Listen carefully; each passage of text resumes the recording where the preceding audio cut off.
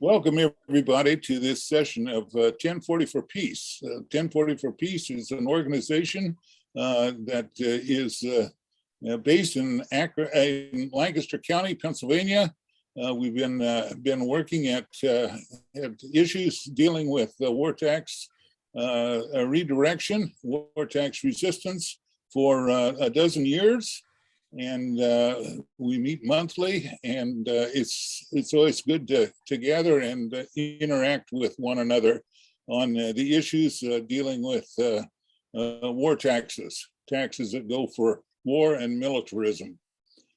We're having a special session tonight because Lincoln Rice, the coordinator of the National War Tax Resistance Coordinating Committee, is from Milwaukee, Wisconsin, is with us tonight. Lincoln, welcome. And I just will share a bit of a bio about you. You became a war tax resistor yourself shortly after joining the Catholic worker community in Milwaukee. I think you did that in 1998. You earned a Bachelor of Arts degree in 1999 in accounting, and from the University of Wisconsin in Milwaukee, and a PhD in Christian ethics in 2013 from Marquette University. You've published a number of books and articles in the area of social ethics and racial justice. We're pleased that since 2018, you served as the National War Tax Resistance Coordinating Committee coordinator of the coordinating committee. That's great. It's good to have you on board. His work includes staying in touch with war tax resistors throughout the United States, editing a newsletter, updating literature, and keeping up with the technical information that affects people involved in civil disobedience action of refusing to pay federal taxes. Lincoln continues to be active in the Milwaukee Catholic Worker and enjoys doing birding in his free time. So Lincoln, there's a lot there, and we're pleased that you're with us this evening, and the session is yours. All right, thank you, HA. It's wonderful to be here speaking to the 1040 for Peace group. And as HA mentioned, in case you popped in after he mentioned it, we're going to save questions to the end, but if you have a clarification of something that I'm talking about, feel free to put that in the chat. Maybe HA can, or Rick, someone can keep an eye on that, because I'm going to have a PowerPoint presentation, and while I have that up, it'll be hard for me to go back to the chat. So I'll assume that if it's appropriate to interrupt me, one of you can interrupt me and let me know what's in the chat, and we can go from there, but there'll definitely be time at the end for questions. So I was going to talk a little bit about the coordinating committee, what we do, but also talk about war tax resistance a bit and kind of some of the big picture stuff about what it means to be a war tax resistor, why people choose to do it, and some of the risks and consequences that are involved. And so I'm going to share my screen.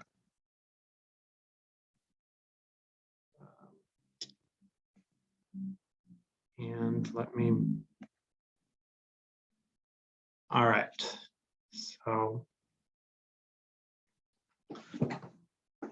yeah, yes. So being a war tax resistor, sometimes it's compared to being a conscientious objector, but obviously not with personally fighting a war, but with refusing to pay for that war. So the viewpoint is often if I would refuse to participate in a war, why would I then pay for a war? And so, in this day and age right now, we're still seeing the United States and its budgeting priorities, putting its priorities into Trump's and Biden's military agenda. So just some disclaimers before we start. Some of these methods that I'll be talking about are not legal. There are legal methods, but also illegal methods. And if for the methods that I'm talking about that are not legal, that is civil disobedience. And there are risks, obviously, to civil disobedience. Also, government laws and policies are subject to change. And so I'll be talking about what's going on right now. There is, kind of the big question mark in the horizon is Biden and the IRS both want to pass this funding bill to add an additional $80 billion to the IRS budget over the next 10 years and make some changes to how the IRS currently works. Right now, it doesn't look like that is going to happen. It does not have Republican support, but if that changes, that's part of what I do with NWTRC. I keep people up to date on our Facebook, Twitter, and with our newsletter that comes out every other month. I keep people up to date if there are changes that are coming, but I'll be talking about to the situation as it is right now. War tax resistance and our counselors. We don't give tips on how to fudge, cheat, or employ gimmicks. It's not really to avoid taxes, but because of it's a statement of conscience. Normally, for others giving this presentation, they might give the disclaimer that they're not an accountant, but I do have a degree in accounting. I have worked as an accountant at different points in my life.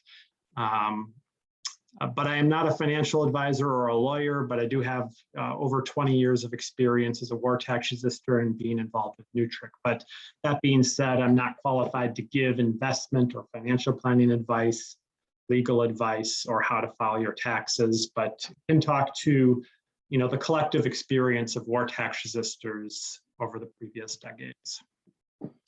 So again, as was pointed out, I'm the coordinator for NWTRC, which stands for the National War Tax Resistance Coordinating Committee. Next year, we'll actually be celebrating our 40th anniversary. So, and in a little bit, NWTRC was created. It was created by individuals and local and some national groups back in 1982, partially with the purpose that, with Reagan coming into the presidency and with the Vietnam War having recently come to an end, the U.S. as it is now is definitely in a military mode with a large military budget. And there aren't as many local war tax resistance groups today as there were 40 years ago, but back then there were many more active local war tax resistance groups. And part of the reason for the creation of NWTRC was you might have like the group in New York and the group in LA, both trying to put out literature or resources on the same topic. So in one sense, NWTRC was a place where local groups could get together, is for fellowship, but also to share resources and to have a clearinghouse of sorts for resources. So I have two or possibly 5 groups unknowingly working on the same resource, or asking questions and not knowing the answer, where one group may have already gone through this question. Or so it was initially created, and it still serves this purpose, that whether you're part of a local group or you're out on your own or wherever you are on the scale of war tax resistance or interest, you're kind of a collective hub where people can share their experiences. So why do people do war tax resistance? The obvious reason is because so much of the United States federal budget is dedicated to war making. So here is, one graph from last year. So for many of you, I'm sure this is not new information. We can see in this pie chart expenditures according to countries, expenditure by country of how much they spend on the military. So right now, if you, in the entire world, the United States is the largest purveyor of spending on the military. It does 38% of the world government spending on past and present military expenditures, followed by China. And then after that, we see huge drops in what other countries are spending on their militaries. So again, this has been true for a very long time. The US spends more on defense than the next 9 countries combined. Since the Pentagon started undergoing an audit, it has never passed one. And military tactics and weapons, they're not only used on a global scale, but we see them on the local level. We've seen this for over the last couple decades, but especially some areas have seen this the last summer when we saw Black Lives Matter protests with police departments coming out with tanks, and they've had those for a while, but for many people, it might have been the first time that we saw some of those military grade weapons that are given to police departments put out on the streets under what's called the 1033 program that allows those weapons to go to local departments. This is a chart that I'm assuming everyone is familiar with, but just in case, it's put out by the War Resisters League. And there's a couple of their folks that go through the proposed military budget every year and really break down, where is the money really going? And so there are other groups that do similar things, and we all come to about the same conclusion that anywhere from 47 to around 51% of the federal budget each year is dedicated to past and current military spending. The pie chart that often comes in the 1040 booklet, if anyone still gets those now, if you get it, you probably have to go to the local library perhaps, is a large portion, according to the IRS, of taxes is going to pay for the national debt. But of course, the military is one of the large reasons that we have a national debt. So paying off the interest on the national debt is, to a large extent, paying for past military expenses. So again, looking at the broader reasons of why people resist. There's, again, the most obvious being the military budget.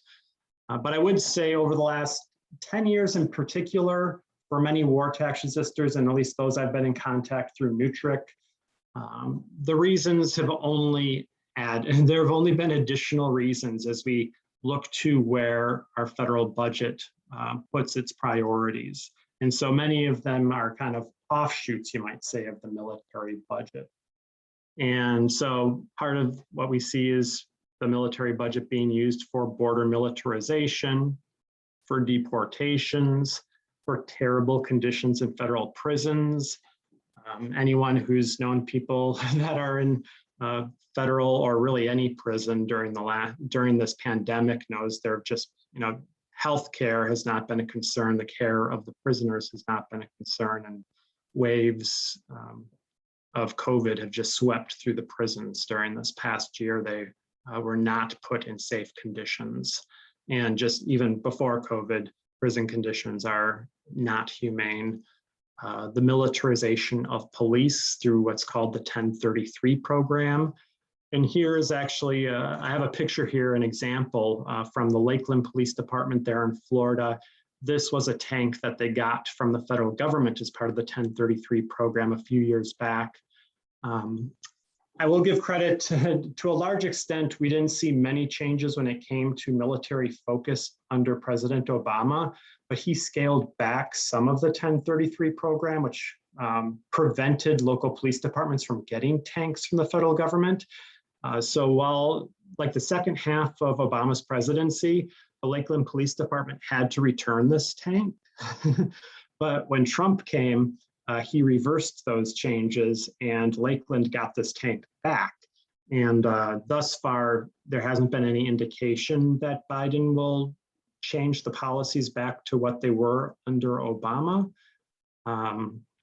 So right now, Lakeland and other police departments still get to get these tanks, grenade launchers, and other types of military grade weapons. And, and just as when this program was originally passed, in the 90s, it was passed under the Clinton administration. So, for the most part, while there are differences between the Democrat and Republican parties, when it comes to these types of programs, the differences are usually more minor. We haven't seen any major changes in military spending and under either presidency. One thing that's also become more prominent the last few years is also the impact of war on the environment. War causes terrible pollution. Right now, the military is actually the #1 institutional user of oil in the world. And a large 70% of the oil they use is actually attributed to their use of military planes. So your average military plane flying for about 2 hours uses as much oil as the average person uses driving their car over a 2-year span. And one reason that this is important to note is that climate accords like the Paris Climate Accords currently make military pollution exempt. So even though it looks like Biden is, agreeing and going back into the Paris Climate Agreement, that will have no effect on how the U.S. military uses oil or causes pollution. And then lastly, torture and war crimes. So there are a lot of reasons that have only continued to grow as war tax resistors kind of continue with their war tax resistance. War tax resistance isn't something new. For basically any society that we have enough information about, we have seen that there has been war tax resistance or refusal to participate in war going back as far as there is recorded human history. Sticking a little bit to the United States, the earliest example that we know of in what is currently North America goes back to 1637, where an Algonquin tribe refused to pay taxes for a Dutch fort, which was going to be used for military purposes. A couple decades later, we have Quakers that begin their long tradition of refusing to pay. And then heading all the way up to a recent example, just to show this is also part of a global movement. There's a very active war tax resistance movement in Spain, and 2 war tax resistors there received a partial victory in a European court that did see a connection between them paying for war and being a conscientious objector. And while they didn't negate the taxes owed, they did throw out the fines that had been imposed on them by the Spanish government. We have not seen anything like that in the United States, but this situation in Europe is slightly different. So court-wise, there's been a few more victories for war tax resistors being conscientious objectors in Europe.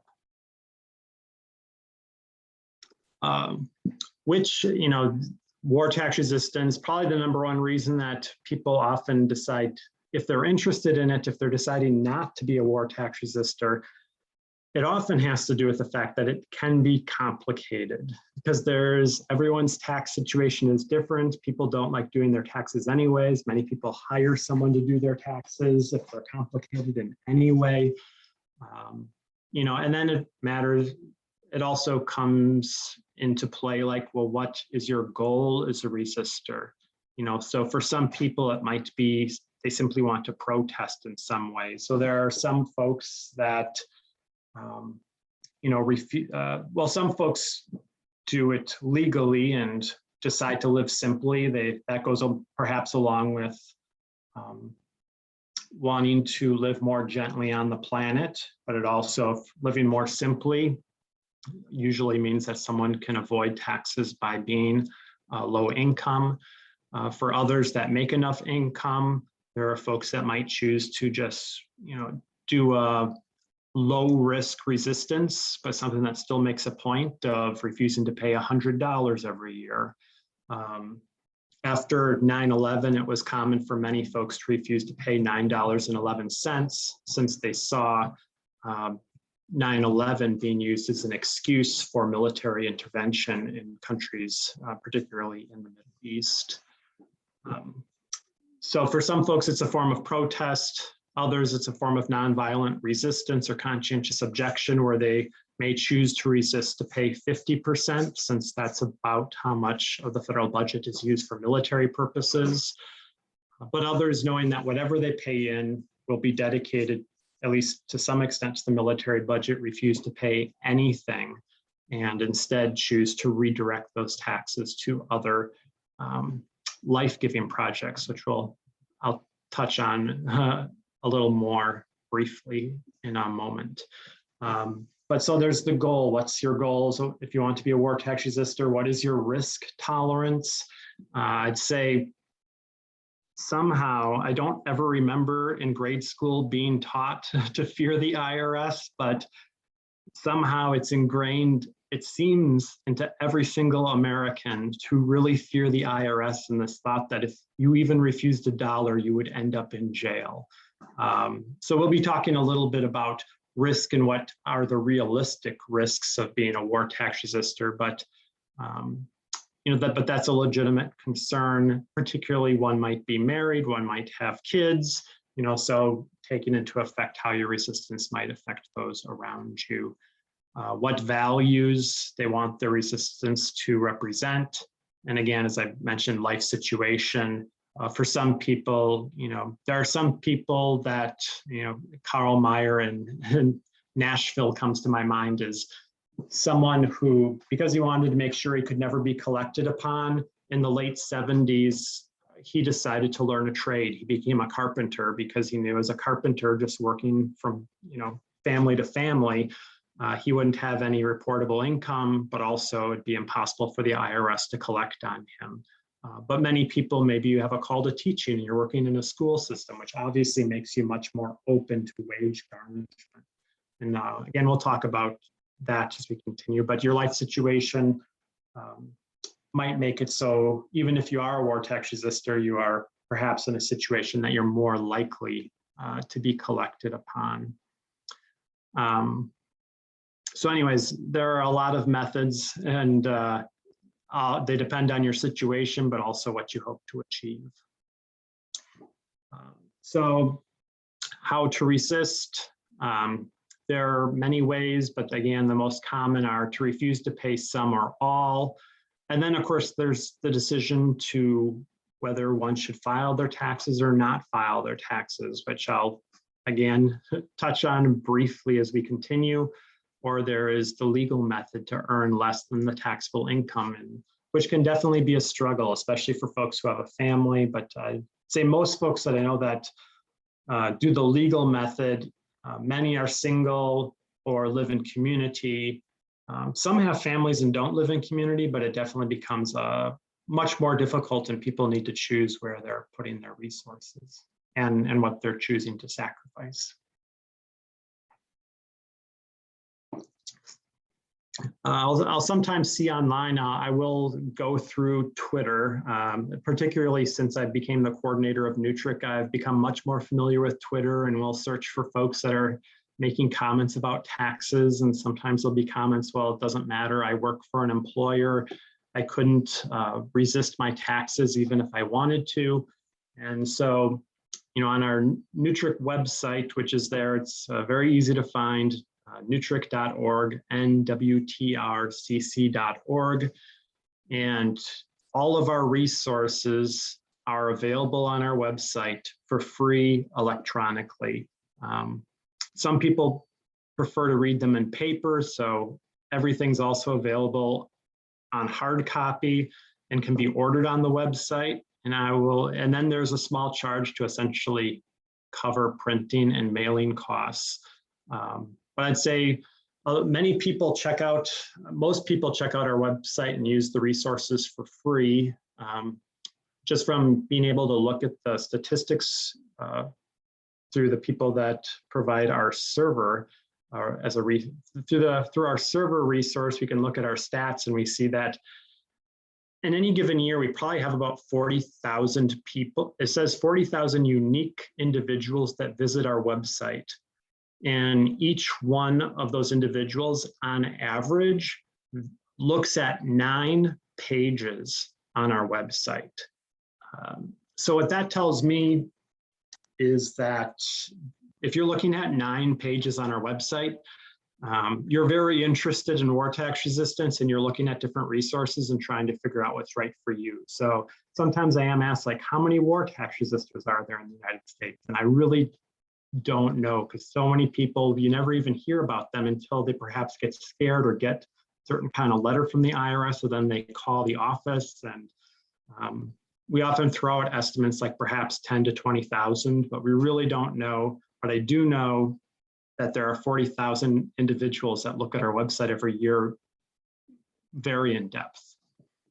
But in any case, one of the resources on our website is how to do W-4 resistance. So if you do have an employer, you might recall that normally your first day of work, you have to fill out what's called a W-4, and your employer uses the information on that form to decide how much to withhold from your paychecks and send to the federal government. And if you've been a longtime war tax resistor who's on here, I actually have been getting calls from longtime war tax resistors who switched jobs because at the beginning of 2020, they totally changed the W-4.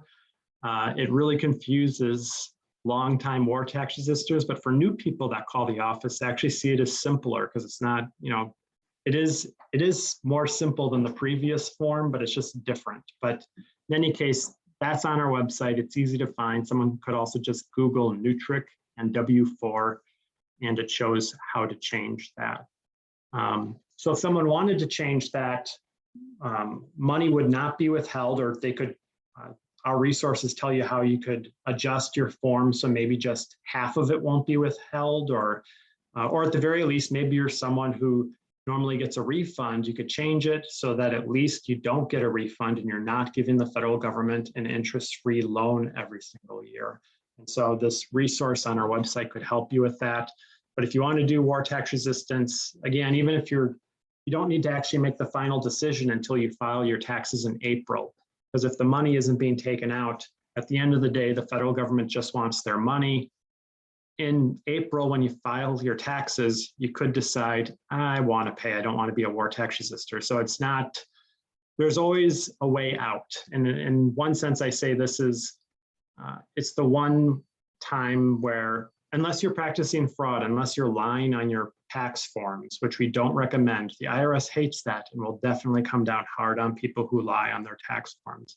But if you're just doing it as a form of conscience, you're being honest on your tax forms, it's different than breaking the law when it comes to, let's say, robbing a bank. If you rob a bank, you can't next year say, oh, here's the money, I changed my mind. You're still going to go to jail. With war tax resistance, the IRS just wants their money. If at the end of the day, someone becomes uncomfortable with war tax resistance, you could set up a payment plan, pay the IRS, and that would be essentially the last you'll hear from them. Again, I mentioned some people become self-employed. It's a lot easier to prevent collection later on. So if you're self-employed, normally if you're working for, let's say, a corporation, you'd receive a W-9, or you may have filled out a W-9 when you start your work. If you're working for a corporation, you'll be giving them your social security number and stuff so that they can fill out a 1099 income form for you to send to you and the IRS at the end of the year. But they don't do any withholding.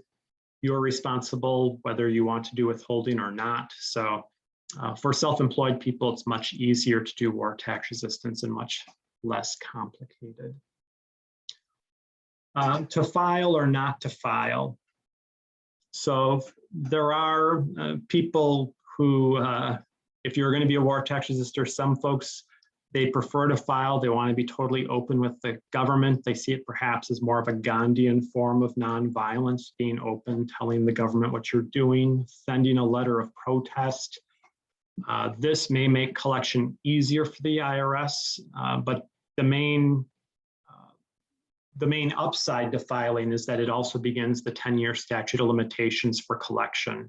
So when someone files, if the IRS does not collect that tax debt within a 10-year period, you no longer owe that tax debt. And I must admit, for someone like myself, who's been a war tax resistor now for about 20, almost 23, 22 years, When that first time that I hit the 10-year mark and some of my tax debt was wiped off the books, felt good. And now that happens every single year. There's another year that goes off the books.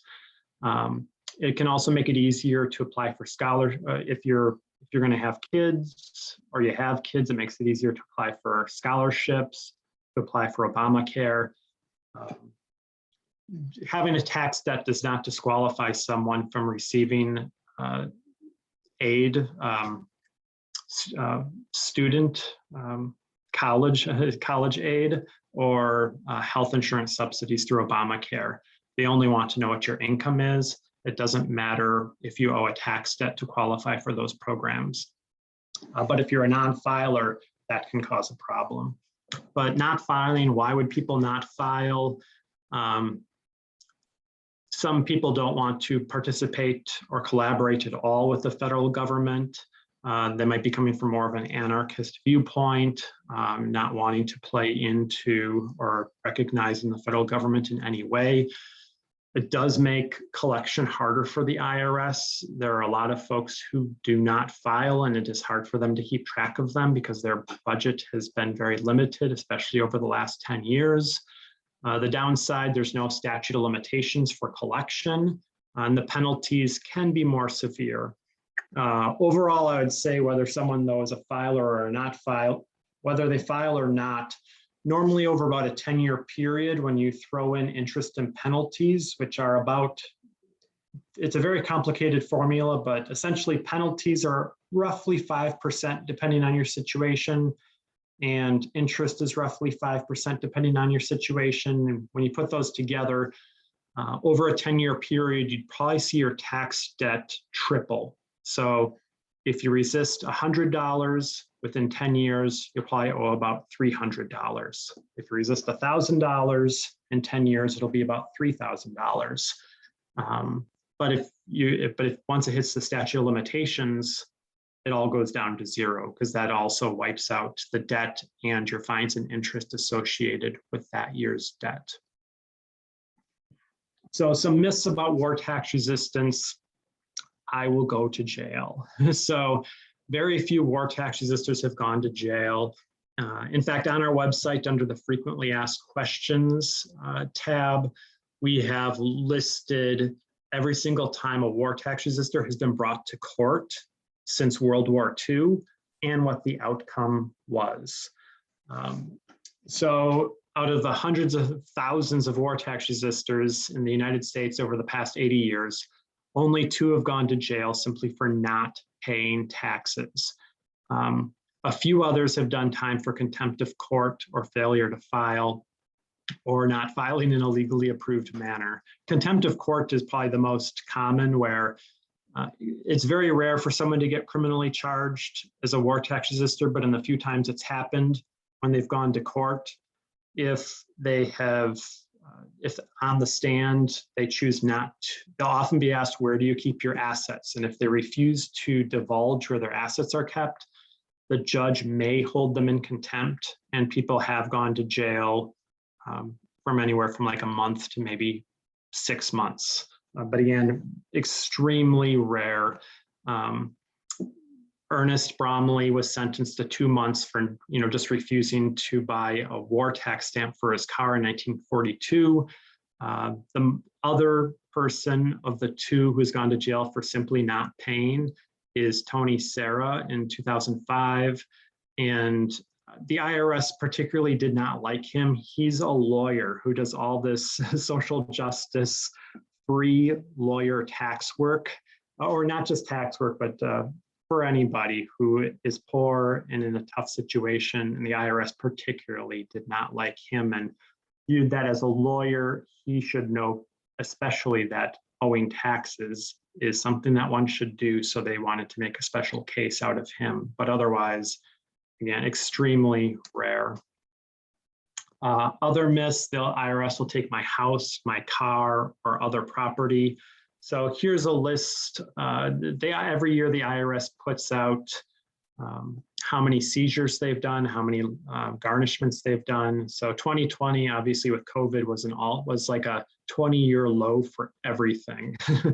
But property seizures, as we can see, were very rare, going back to like the mid to late 90s. Up until then, the IRS was doing about 10,000 seizures a year, and that could be a car, a house, or other type of property. Then in the late 90s, they just made a change. It's really not what they do anymore, and we haven't heard of a war tax resistor having anything confiscated since the mid 90s. Again, that could change in the future, but right now it's just not something the IRS does. But also when it comes to wage garnishments, before I became the coordinator for NWTRCC, I had had a wage job for the previous 20 years, and I had never been collected on. I'd say in the past 5 years, we probably know of 3 people in our network who have received wage garnishments. It's just the IRS, in their own statements, what they have stated is every year they know that there is like so many millions of people that they could garnish their wages, but they know every time they send out a wage garnishment notice to an employer, that employer will most likely want to call and verify because there are so many scams. And so they'll only send out as many garnishments as they have people to answer the phone. So maybe like 10 years ago, they were doing about 4 million garnishments a year, and that was still leaving millions and millions of people untouched. And in the last couple of years, it's been more around like 500 to 800,000 garnishments on wages. So anyway, I always remind people it could happen, but it very likely could not happen. So this myth that the IRS will just end up getting the money, that's definitely not a given. So this is something that was put up by the IRS within the last couple of years. They'll talk about the tax gap, and Biden has been pushing this too, with him wanting to fund the IRS better. So every year through individual income taxes, or through all income taxes, there's about $2.5 trillion collected or owed that they know is owed. They collect about $2 trillion, which leaves about a $450 billion tax gap. The IRS already knows, based on previous experience, that they'll collect about 10% of that, and they'll never collect the rest. So again, I do remind folks, I do get those calls when someone does get garnished. It does happen. And the most common type of garnishment that I can almost guarantee is Social Security. I didn't mention that, but that, because it's just another federal department, when people do get to the point of collecting Social Security, with almost no paperwork, the IRS can collect 15% of someone's Social Security who owes federal taxes. So that does happen, but collection from your wages from an employer is very rare. Another myth, war tax resistors don't pay for things in our society. We did do a poll a couple years ago and saw that basically almost everyone in our network who refuses to pay federal income taxes redirects those funds. And for many of them, you could say, well, every year, let's say this person's only resisting $1,000 a year. That represents almost nothing to the federal government. But if they're giving $1,000 every year, let's say to a local homeless shelter or some other justice or peace organization, over the years, that money definitely helps them do their work. And so that is something that we've seen over and over. There are some local groups that get together and try to make a bit more of a splash. The group that probably does the most redirection, the largest amount of redirection, is the group in Northern California, where they often redirect over $50,000 to local groups every year, and have pre-COVID would have a potluck get together where each group can talk about their work, but they'll also get to talk about why they're getting this money, because people want to make sure that they have opportunities to do what they need to do. So what are the actual risks? As I mentioned, Social Security seizure would be the most common. Bank account seizure, It happens sometimes. Most war tax resistors will be careful not to have their funds in an interest-bearing account because it does make it more open to collection. But even for war tax resistors that do that, it often does not get collected or doesn't get collected upon for years. State refunds, that is more common if you overpay the state. If you're a non-filer, it could affect your health insurance subsidies or getting student loans. It's not as common, but sometimes there's a public lien, especially for folks who might owe more than $20,000. And sometimes it affects your credit, but I had a public lien put on me about 2 years ago, and it has not affected my credit rating. I check every once in a while just out of curiosity. And lastly, this came into effect a couple years ago where if you owe more than $54,000, they will eventually send a letter to the State Department saying that you cannot renew your passport. So if you are someone who loves to travel or needs to travel for work or whatever, that is a number that people might want to keep in mind. It's probably one of the things that's foremost on people's minds at the moment is a legitimate risk. So I'll finish up now with just saying, if you do have an interest, our website has all of our resources. You can also just feel free to call. Under our contacts tab, we have a list of war tax resistance counselors by state, and these are people who are often long-time war tax resistors who have gone through a training that we do every year to help people make decisions for themselves about what's best for them in their situation, what they're comfortable with. Lastly, I'll just mention we do have 2 events coming up. In November, we'll have an online national meeting where we're going to have presenters from Extinction Rebellion in Britain talking about they're doing a special program called Money Rebellion. And that includes a tax resistance portion to try to force governments, local municipalities in Britain to follow climate accord agreements and go work their way towards a zero emissions goal.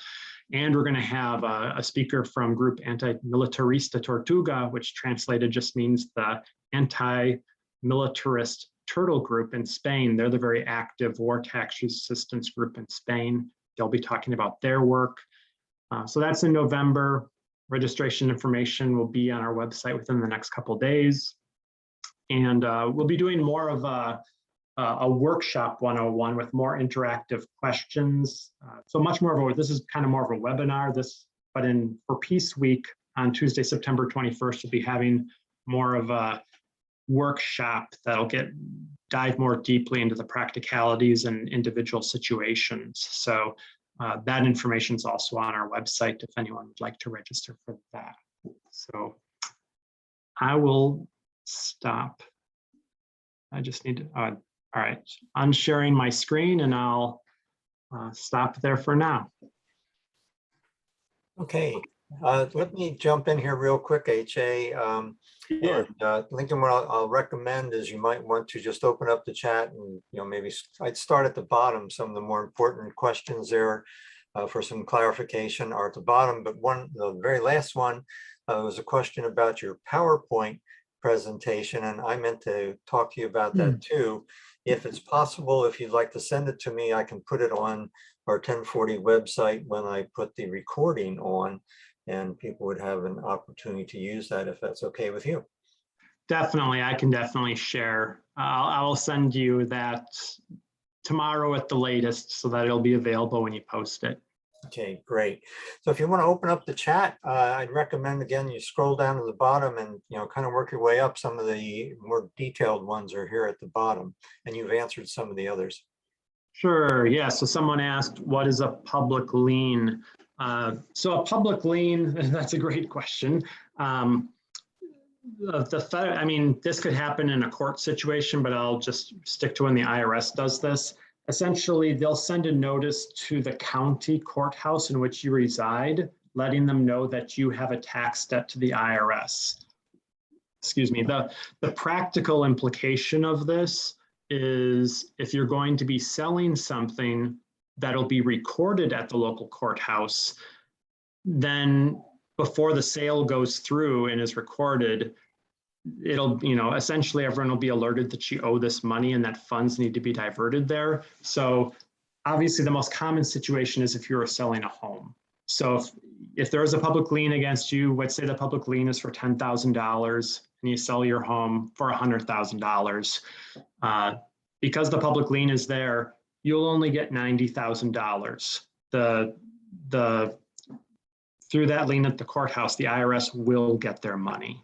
So the only thing, if someone was in that situation, you might, maybe you had some of your tax debt expire and the public lien amount at your local courthouse isn't completely accurate. So especially if it's too high, you might want to, you could work that out to make sure it's the appropriate amount. But that's where it comes into play. It wouldn't prevent someone from purchasing a house, and it doesn't prevent you from selling a house, but it's selling a house is when you get the implication of that lien. Yeah, so when it is Social Security, someone asked, did you say the IRS can garnish only 15% of one's annual Social Security benefit? Yeah, that's a good clarifying question. It has happened in very rare instances. They can actually take more than 15%. But it takes a lot more paperwork on their end and approval from their higher ups. In the couple instances over the last 20 years where we've seen someone have more than 15% taken off, I'd say the reason could be that they've often had a more antagonistic relationship.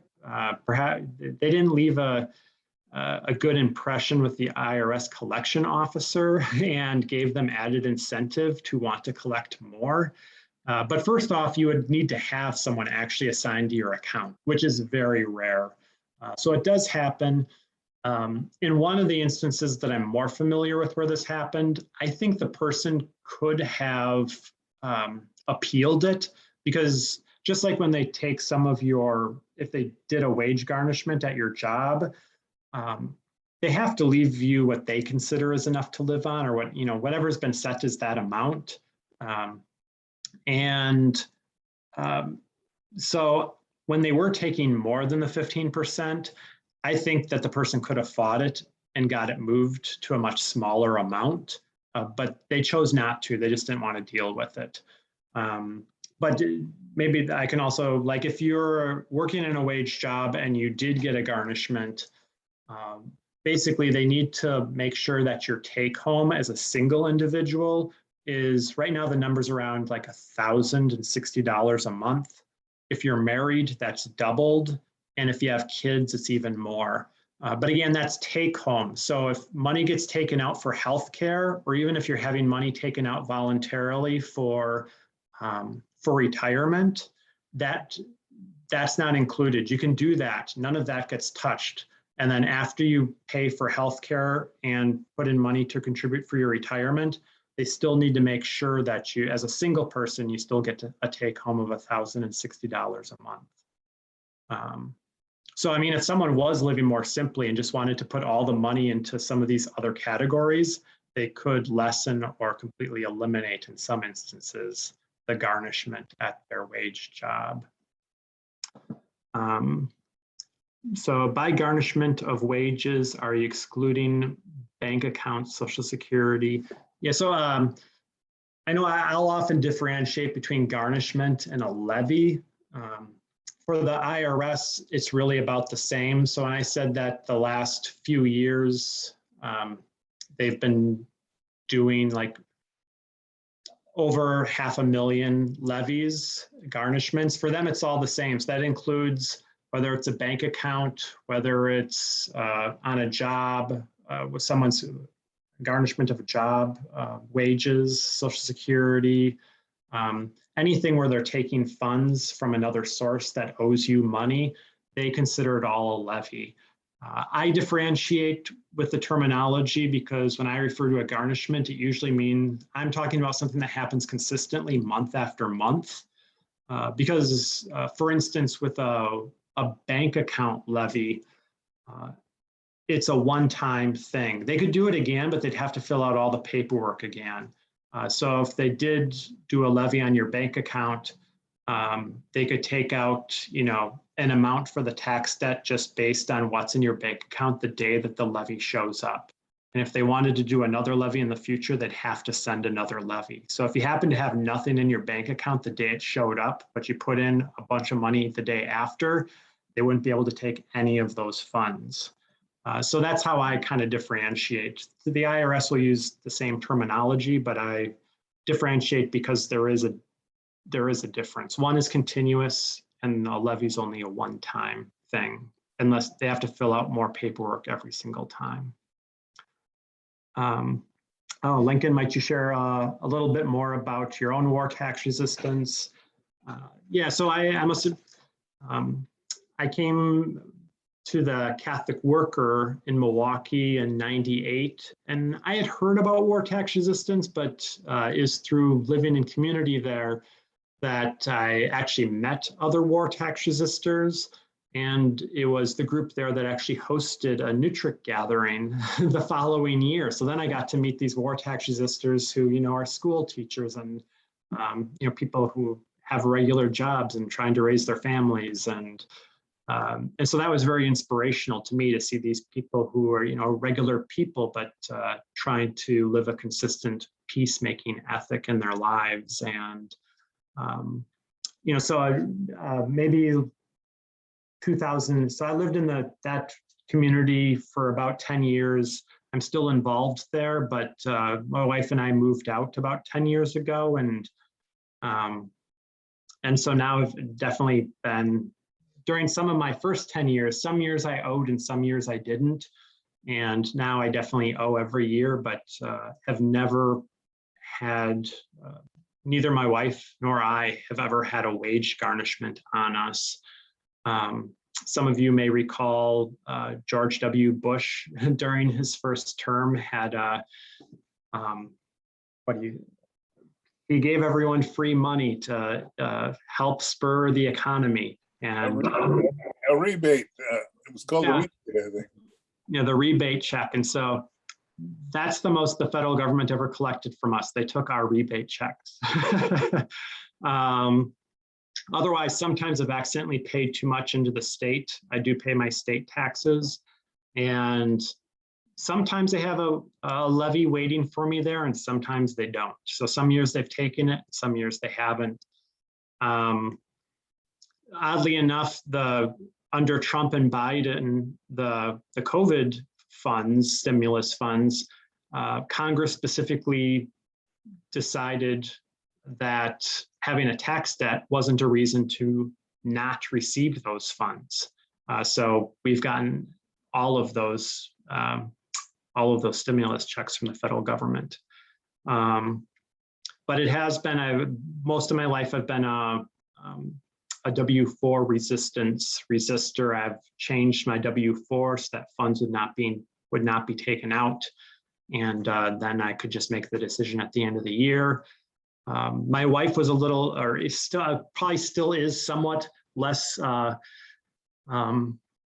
comfortable with war tax resistance. Though every time she sees something terrible that someone gets blown up by a smart bomb overseas, or some wedding gets bombed, and she's then she feels very good about it. But when we got married, we kind of made the decision, and that I agreed to, that if there ever came a point where she was uncomfortable with it, again, because this is different than robbing a bank, she knows that she could always set up a payment plan or write a check and it would all go away. We won't get any more letters, because that's the main thing that happens to war tax resistors. You get lots of letters. The only certified mail I ever get every year is from the IRS. But she knows, and I've said, if you get there, I will be okay with it, that she might one day write a check. So until now, that day has not yet come, but I know it could come one day if perhaps the situation of how the IRS handles things changes. Let's see, there's a question, how many folks have gone to jail due to their war tax resistance? I think I kind of talked about that, but again, it's very rare.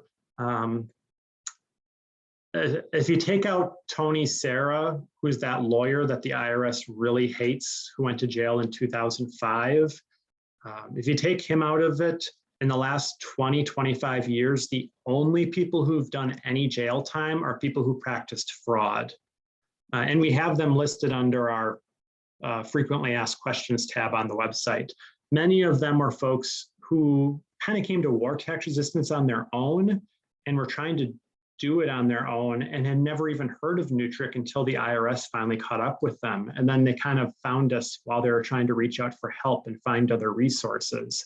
So again, we tell people, please, I mean, it's up to everyone's individual conscience, but we would not recommend someone falsifying their tax forms. But that really, the IRS does want to make a special situation of those types of folks. And those are the folks over the last 25 years who have gone to jail. Oh, here's a new question. Do you want to speak briefly about federal phone tax non-payment? I understand that the federal war tax on phones is only on landlines, not on cell phones. Yeah, so I do get a couple of questions about this every year. This is a very common type of war tax resistance particularly during the 70s and 80s. Oddly enough, it doesn't, even if you have a landline, so there is a federal excise tax that, this is where it gets complicated. If you have a landline, but then you also have to have it so that you have a separate local plan and a separate long distance plan. Those, in that situation, you're subject to the federal excise tax. So that's why cell phones, when cell phones came into vogue, they're not subject to the federal excise tax. It's because you can't get a cell phone plan that separates out local and long distance billing. It's all the same. And truthfully, this is where even if you do have a landline, if you decide with your phone company just to have one umbrella plan for long, like if you just say, I'll have unlimited calling for $30 a month on my landline, it includes local and long distance, then your landline is also not subject to the federal excise tax. But this was something that it was very, very low risk. Truthfully, the biggest risk is that the phone company might wrongly disconnect your service. And so when I was first a war tax resistor, I dealt with this myself. And this is why I often get calls from the few folks in our network who have landlines and still do this resistance and perhaps want to have Credo for their long distance. The thing is they want to support Credo. And so they don't want to have like AT&T or Spectrum do all of their bill. And so they're in that situation and their local phone company, even when they send them a copy of the law, we do on our website, we do have resources for this. And we have the federal law that states that while the phone company is supposed to collect this, they don't have the power to force collection or to turn off someone's phone service. But it's a lot easier to educate phone companies on this during the 70s and 80s and even 90s when there are so many people doing it. But now phone companies don't care, and it has happened where people have been disconnected. So, but if someone is into that and knows a phone company that works very easily for them, let me know, because I do get questions about that from time to time. They write, and they just from time to time, they just write off what I haven't paid. Yeah, so there's only like 35 or 40 cents a month. And I don't pay that. And so that accumulates, and in a matter of a year's time or something, they write it off and we start over again. Yeah, so that's what legally they're supposed to do. They're just supposed to eventually write it off and just let the IRS know. And the IRS actually used to sometimes do some follow-up during the 70s and 80s, but I'm not aware of them doing. In the last 20 years, I've never heard them following up on someone on their phone tax resistance. It's just, it doesn't matter to them. I'm looking at the previous. Do U.S. taxpayers experience moral injury when they pay their taxes? I don't know. That's a more complicated question. Perhaps. I feel like that's perhaps a theological, philosophical question. I don't know if I want to get into that, but I feel like that is definitely why many people choose to be war tax resistors is because of the moral injury. Are there any other? I think Let's open it up for a minute. I think you did a good job on what's in the chat. We are coming up in about an hour. Anybody else have another question or want to jump in and discuss with Lincoln? Yes, Rick. Sure. This is a personal question. Why do you work for NWTRC? what was that? Why do you choose to work for NWTRC? Oh, I must have, so yeah, I took on this position about 3.5 years ago. I was working as a bookkeeper. I enjoyed the job. The people were nice. It was actually one of the better work environments I've ever had. So it was kind of tough. I applied for the position at NWTRC. I knew it's, I'm been always passionate about war tax resistance since I became a war tax resistor. I really enjoy the people in the movement. I feel it's kind of like anytime you are a part of any good cause, you're going to meet so many wonderful people.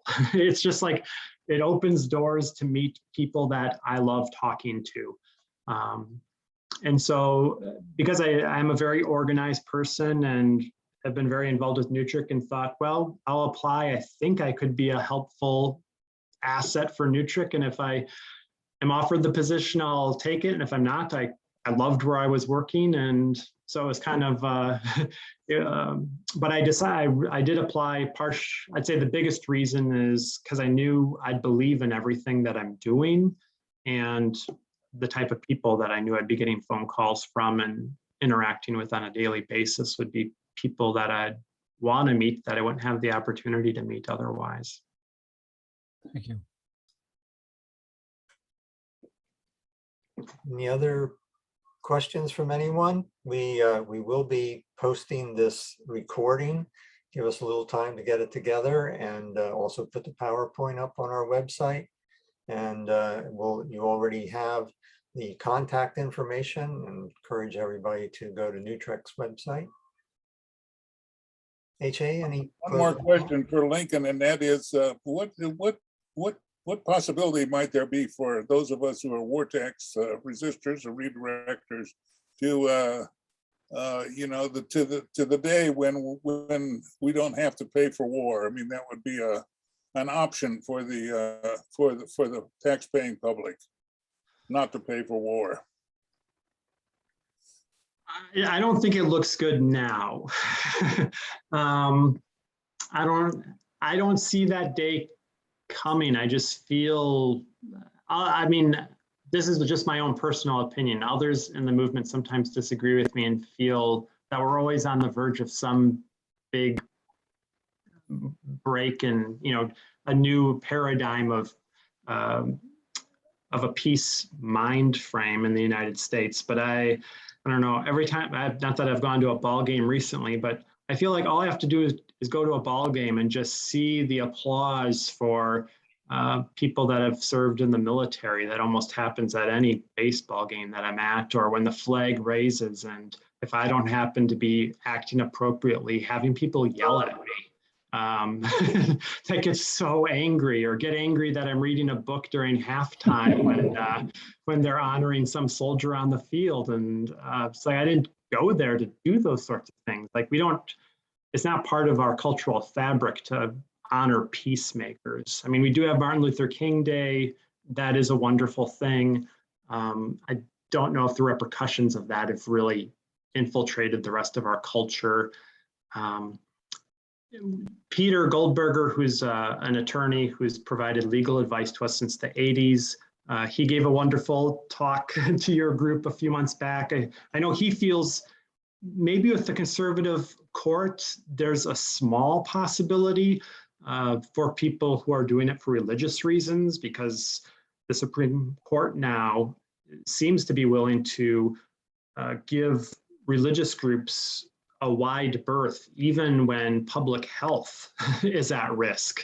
And so, if there was a war tax resistor who could take it to court and get it to the Supreme Court, and it was for religious reasons, again, then it would the question would be, would the Supreme Court be consistent in their application and give a wide berth to someone who's doing it for religious reasons? Let's say if it was a Quaker who's from a peace church, or would we see that it really is just a political court and they were just doing what, really follows more their political affiliation and not a consistent application of the law? So there is a possibility, but I must admit I'm not optimistic about war tax resistance being something legal in the near future.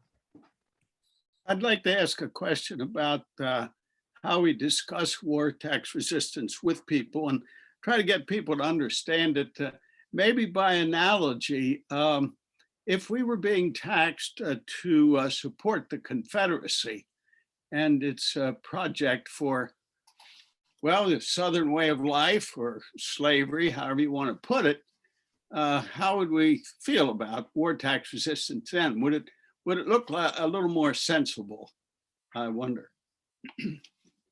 People who would be more ready to resist slavery than imperialism.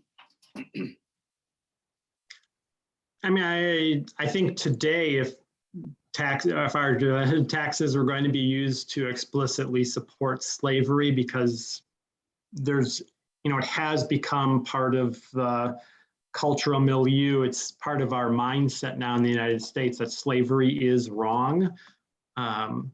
But that's not the way that people feel about war. I mean, people are raised to believe war making is righteous. Well, when the United States does it, and I think that is the difference. There needs to come a tipping point. It doesn't I don't think it needs to be 50% of Americans, but I think there needs to be a much larger percentage than there is now who would refuse to pay for it and make a public stance on that. So, one question. So do I understand NWTRC to be primarily an agency or a group that serves the questions and tries to support war tax resistors rather than trying to advocate for a legal option such as the Peace Tax Fund? Yeah, I mean, we're supportive of the Peace Tax Fund legislation, which, I did not talk about. You could easily Google that. We do have links to that on our website also. The Peace Tax Fund legislation, which Representative John Lewis, for many years until his recent death, had been the one to always introduce it into Congress, would essentially, if you're a war tax resistor, it would make sure that none of the funds that you contributed actually go to war. It would kind of make a two-track system for where taxes go. And we're supportive of that. But most of our work because I guess you could say they do exist as a group and they have their funding and they're located in Washington, D.C. and meet with representatives. So, we focus more on folks that are trying to do the other routes, whether it's simple living or through doing it through a legal means, so that people can know what the risks are and from that standpoint. And we have tried to focus more on the issue and less on always where the money should go, and that has allowed us, our group, who make up war tax resistors, their political affiliations. Probably it's mostly a mix of people who are Democrats, independents, anarchists. There are some Republicans and libertarians who are in our network. I would say they're not as common, but I think because we focus more on the practice, it's allowed us to have a bigger umbrella than if we were taking more political stands. Actually, maybe I'll just, someone asked, first we can close a few hundred bases to save money. I didn't mention this, but I do think, that's a legitimate point, especially if I am on the rarer occasions where I'm talking to a more conservative-minded group or Republican libertarian group, where there often seems to be this mantra of the national debt. Since 50% of the federal budget is used for the military, there can be no serious discussion of lowering or even eliminating the national debt unless we are going to make drastic cuts to the military budget. So this harping on the right of needing to cut social programs, you could cut all the social programs and it's not going to make a difference if you're still not cutting funding to the military. That's where most of our money goes. So I do, for people who are the federal debt, if they're really being authentic that that's what they care about, I think they really need to look at the military spending and realize that that is the #1 driver of that debt. Any efforts to, someone asked, any efforts to reach out to Hollywood liberals to make token war tax withholding? Oddly enough, we have someone in our network who has a lot of experience with fundraising, and she, through her, I have sent some letters. I sent a letter maybe 6 months ago to Jane Fonda and to a number of other people in Hollywood. And the reason I got the information from this person in our network who's kind of done a similar thing for other Democratic candidates, where basically she can just look through the list of who donated to Bernie Sanders. When she sees someone famous, because of the reporting laws, you can see their name. They have to list some sort of address. And so I have in the last year sent a number of letters to people in Hollywood that are more left-leaning. I have not been asking them to be war tax resistors, but just asking if they'd be willing to make any contribution to NWTRC to help our work. Thus far, we have not received any response, but if we did, I would definitely then talk more to them about war tax resistance. Probably the most well-known person in the last 15 years who we do have some reference to her on our website is Julia Hill Butterfly. She's well known among many environmentalists. She hasn't been as active the last 10 years, but she was very famous for trying to save some old growth forest and living up in a tree for over a year. And because some people were selling items and falsely stating that she was a spokesperson for them, she brought them to court and sued them. And I want to say maybe she got like $1 million in court, something, hundreds of thousands at least, a large amount of money. And with that, she basically gave it all to charity and refused to put any of it towards federal war making. And so she'd probably be the most famous one in recent memory, but yeah, no one at the moment.